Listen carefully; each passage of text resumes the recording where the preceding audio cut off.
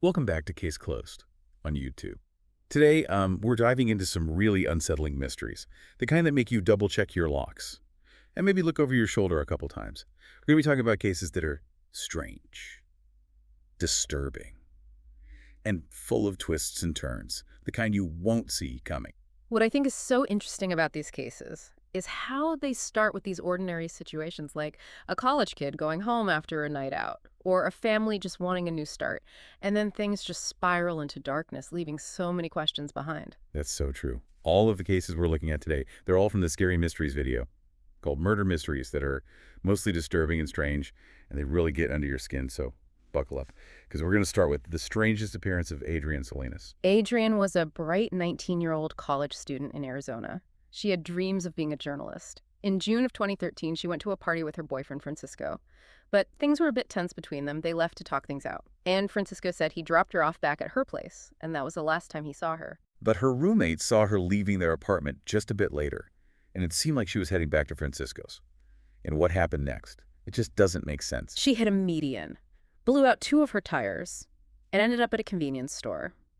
And then she started making these frantic calls and sending texts to Francisco. She even called a cab, and then she disappeared. Yeah, his phone went silent. Yeah. And nobody heard from her again.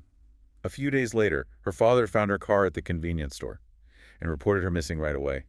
The police searched. They questioned everybody, but Adrien was gone. The fact that she called a cab shows that she was looking for help, not running away, and then, goof, she's gone. It's like she vanished into thin air. Yeah.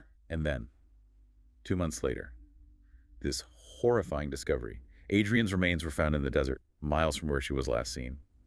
And on top of all that, the autopsy couldn't say how she died. They could only confirm that her body had been moved. That one detail, that somebody moved her body to such a remote place, it brings up so many questions. Was it someone she knew? Was it just a random act? Did somebody try to cover up what happened? I know. There are so many more questions than answers. And that's what makes this case so disturbing. I can't imagine the pain and the frustration that Adrien's family must have felt. Yeah. And still feel, not knowing what really happened to their daughter. I know. That's what it is about disappearances. They leave this hole, this ache of uncertainty. Sadly, that feeling of not knowing is something we'll see again as we learn about another disappearance, the case of Joshua Gimon, a college student in Minnesota. Joshua's case starts on a seemingly normal night. He was at a dorm party, having a few drinks, playing poker, and then around midnight, he vanished. At first, everybody just thought he'd wandered off. After having a few too many drinks, his walk home would have taken him over this bridge over one of the lakes around campus. Yeah. So everybody thought it was an accident. Which, sadly, does happen. But a few weeks later, they brought in bloodhounds, and they tracked Joshua's scent right to that bridge. But they searched the lake and found nothing. And that's when things took a turn. Back in his dorm room, investigators found that somebody had messed with his computer files. They deleted his browser history. And all of a sudden, a potential accident was starting to look like something intentional. The story gets even more complicated. When you think about Joshua's online activity, he was pretending to be a girl online in these chat rooms, talking to guys he didn't know. Wow, that really changes things. So we're talking about potential online predators. Did he meet up with somebody from online? And something went wrong. Exactly. And to make it even creepier, a few other young men disappeared around the same time in the same area. So it makes you wonder, were these all just coincidences? Or was there something more going on? The thought of a possible connection between all these disappearances, it's scary. It makes you wonder if there's a bigger story here, a pattern that we just don't see yet. And that brings us to another mystery, full of unanswered questions, one that lasted decades and ripped a family apart. The story of the Clouse family. Okay. This one's wild. We're talking about a young couple, Dean and Tina Clouse, and their baby, Holly Marie. It was 1980. And they wanted to move from Florida to Texas for a fresh start. They wanted a better life, new opportunities, a classic American dream. But then a few months later, they vanished without a trace. Their families were just left in limbo, desperately looking for any sign of them. I can't even imagine all that worry and desperation. And then, in 1981, this devastating discovery. 2 bodies were found in the woods near Houston. They'd been brutally murdered. The man was beaten, and the woman was strangled. But they couldn't figure out who they were. for decades. Think about that. Decades went by, and these victims, they were in unmarked graves, and their families, they never gave up hope. They kept searching for answers, even though it seemed impossible. It's amazing. It shows how powerful hope is and how much people want closure. It wasn't until 2011 that they were finally able to exhume the bodies and do DNA testing. And finally, in 2021, 41 years after they disappeared, they identified the bodies as Dean and Tina Clouse. Imagine that. Their families finally knew what happened, but it also meant their worst fears were confirmed. And then, the question everyone had, what about baby Holly Marie? Right. Was she alive? Was she with somebody? Not knowing must have been agonizing. And this is where the story gets crazy. Holly Marie. She was found in Oklahoma in 2022, alive and well. Alive after 42 years. That's unbelievable. She had no memory of her early life. She was raised by another family, a family that had no clue about her past. It's incredible that they found her, but it raises so many questions. Who took her? How did she end up at that church in Arizona? And who were those women who left her there, the ones who said they were part of a religious group? It shows that even in the worst situations, there can be these glimmers of hope, things that defy all logic. But Holly Marie's story doesn't have a happy ending. The mystery of her parents' murder is still unsolved. The investigation is going on. Hopefully someday they'll uncover the truth. These cases where online stuff becomes dangerous in real life, I bet they're hard to solve. It's like a whole new world for law enforcement, and technology keeps changing. So it's like they're always playing catch-up. Yeah, definitely. And it shows how important digital forensics is, and understanding how things online can become real-life risks. But let's switch gears for a minute and talk about a case. That takes us into the world of wealth, privilege, and family secrets. You're talking about the case of Richard Oland, Right. the wealthy businessman from Canada, who was found dead in his office. It's a story that feels like something out of a book. We're talking about the Olands, the family that owns Moosehead Brewery, the oldest independent brewery in Canada. Richard had built a successful career outside the family business and was super rich. But he had problems with his son, Dennis. There was a lot of tension and resentment. It just shows you that money and success, they don't protect you from family drama, and sometimes. That drama can have terrible consequences. In July 2011, Richard was found murdered in his office. Somebody had beaten him to death. The scene was awful. And right away, everyone suspected his son, Dennis, because he was the last person to see him alive. The fact that they didn't get along, it definitely didn't look good for him. Plus, they found tiny bloodstains on Dennis's jacket, and the DNA matched Richard's, so it seemed like an easy case. They arrested Dennis and put him on trial. The media loved it. They made it seem like a Shakespearean tragedy, all about betrayal and greed. And the jury found Dennis guilty of second-degree murder. He got life in prison, case closed. Not quite. This case, like many others, shows how complicated the legal system can be. Dennis appealed his conviction at the appeals court. They said the judge made mistakes when he was explaining things to the jury, so they overturned the verdict. Wow. So they had to do a whole new trial. And this time, the judge found Dennis not guilty. Even though they still had the bloodstain evidence, it wasn't enough to prove that he was definitely guilty. And there was some new evidence that made people question what happened. It just goes to show that even evidence that seems solid can be interpreted in different ways, and that the legal system, it's designed to be fair. So Dennis was free. But the question remains, if he didn't kill his father, who did? The murder of Richard Oland is still unsolved. It's a case that captivated a whole country and showed that even the richest families have their problems. And in the end, we're left with more questions than answers. It's a scary thought, that money and status don't protect you from the darkness that's out there. Speaking of darkness, our last case today is one that shocked the Canadian legal system. It showed problems with how investigations are done and made people question if you can trust eyewitnesses.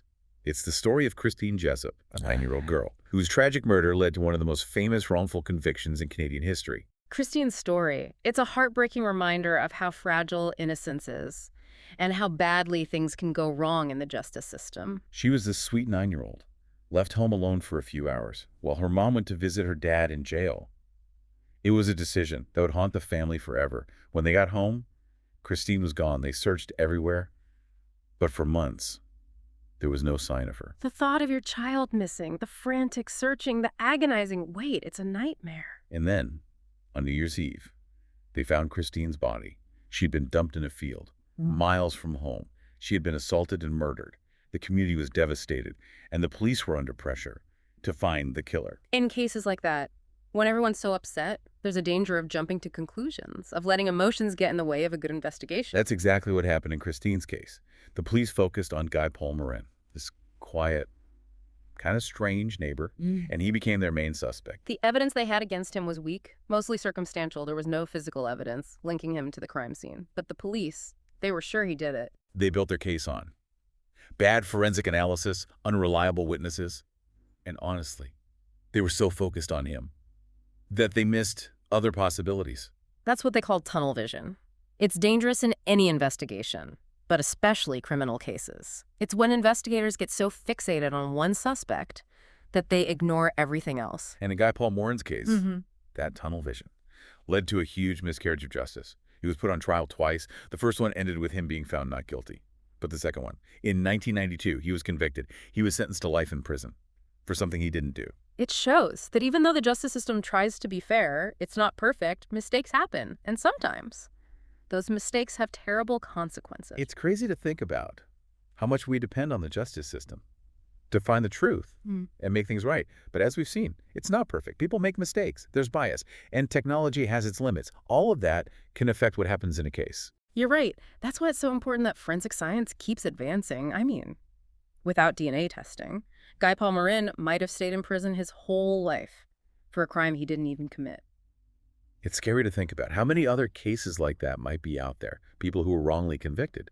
Before we had the tools to find the truth, it makes you wonder if we can really trust things like eyewitnesses or circumstantial evidence. That's a really good point. Eyewitnesses, even though their stories can be really convincing, they can be wrong a lot of times. Our memories aren't perfect. They can be changed by stress, by trauma, even by the way someone asks you questions. That's crazy. It makes you wonder, how many times did everything seem to fit together perfectly, only to find out later that it was all wrong? That's why having real evidence, like DNA, is so important. It can be the missing piece of the puzzle, even years later. So what does this all mean for us, for people who are interested in true crime?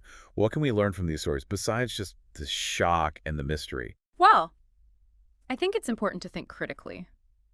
When you hear about these cases, whether it's on the news or on a podcast like this, don't just believe everything you hear. Ask questions. Think about different sides of the story. And be aware of any bias in how it's being presented. It's like that saying, don't believe everything you read on the internet. But it's true for true crime, too. Exactly. Because even when people mean well, mistakes can happen, facts can be twisted, and stories can be slanted. So we need to be informed, but also be careful about what we believe. Right. And I think another important thing to remember is empathy. These cases, as interesting as they are, they involve real people, real tragedies. It's easy to get caught up in the details, the twists and turns, trying to figure out who did it. But we can't forget that there are real families who've been through something unimaginable. I agree. It's important to remember that. We need to approach these stories with sensitivity and respect for the victims and their families. These aren't just stories for entertainment. They're real events with real consequences. You know, as we've been talking about these cases, I've noticed something they all have in common: the unexpected. These weren't crimes that were easy to predict or easy to solve. They were full of twists and turns, dead ends, and a lot of mystery. It's kind of like life in general. You never know what's going to happen next. We can be careful, pay attention to our surroundings, but sometimes things happen that we have no control over. I agree. And I think these cases remind us that even though we try to make sense of the world, there will always be chaos and uncertainty. And sometimes bad things just happen, no matter how hard we try to protect ourselves. That's the truth. But it's also important to remember that for every bad thing that happens, there are so many more good things. Acts of kindness, compassion, courage. Like the first responders, Yeah. who run towards danger, the investigators, who never stop searching for answers, the families, who support each other through such horrible times. Those are the stories that remind us how strong people can be. It's about finding hope, even when things are bad. About believing that good will win in the end. So, as we wrap up our deep dive into these strange and disturbing murder mysteries, I'm feeling a lot of things. Fascination, sadness, anger, but also amazement at how resilient people can be. It reminds us that even in the darkest times, we can choose to look for the light, to fight for justice, and to never give up hope. I like that. If you enjoyed learning about these cases, be sure to check out the Scary Mysteries channel on YouTube. They have tons of videos that will keep you on the edge of your seat.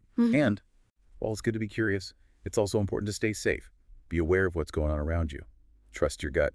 And if something feels wrong, get out of there. Thanks for joining us on Case Closed. We'll see you next time. For another deep dive into the unknown, don't forget to subscribe and hit that notification bell so you don't miss any episodes.